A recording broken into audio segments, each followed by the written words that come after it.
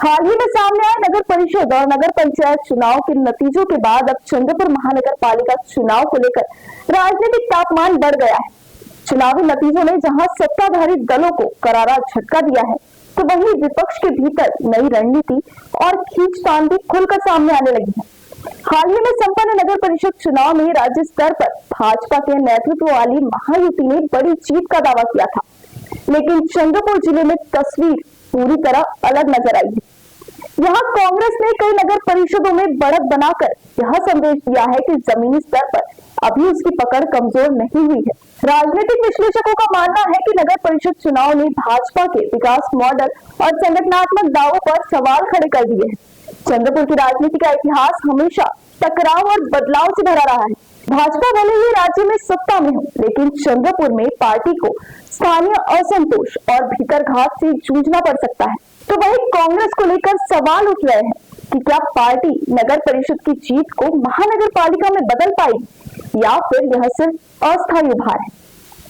राजनीतिक गलियारों में चर्चा है कि दोनों दलों में टिकट वितरण को लेकर अंदरूनी संघर्ष पहले से ही शुरू हो चुका है। तो वहीं शिवसेना के शिंदे गुट और उद्धव गुट आमने सामने है। एनसीपी के अजित पवार बनाम शरद पवार समर्थक होने से इस फूट का सीधा असर महानगर पालिका चुनाव पर पड़ेगा, परंतु इस गुटबाजी ने कार्यकर्ताओं को भ्रमित किया है, जिसका फायदा तीसरी ताकत यानी कि निर्दलीय को मिल सकती है। आम आदमी पार्टी, जनता पार्टी, वंचित बहुजन आघाड़ी समेत कई स्थानीय संगठन चुनावी मैदान में उतरने वाले हैं। बड़े दलों से नाराज नेता निर्दलीय चुनाव लड़ने की तैयारी में है। हालांकि सभी दल पानी, सड़क, स्वच्छता और रोजगार की बात कर रहे हैं, लेकिन जनता के बीच यह सवाल उपस्थित हो रहा है कि क्या यह मुद्दे सच में प्राथमिकता है या सिर्फ चुनावी जुमले।